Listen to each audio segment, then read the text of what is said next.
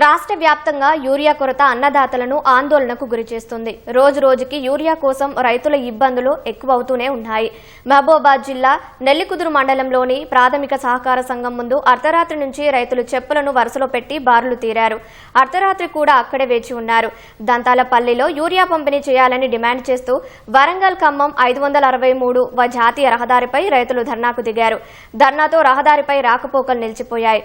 సాగు చేసిన పంటలకు యూరియా వేసే సమయం దాటిపోతుందని రైతులు ఆవేదన వ్యక్తం చేశారు.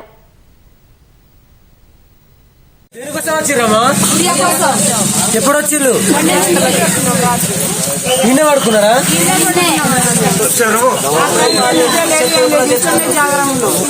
రాత్రి 12 గంటలకు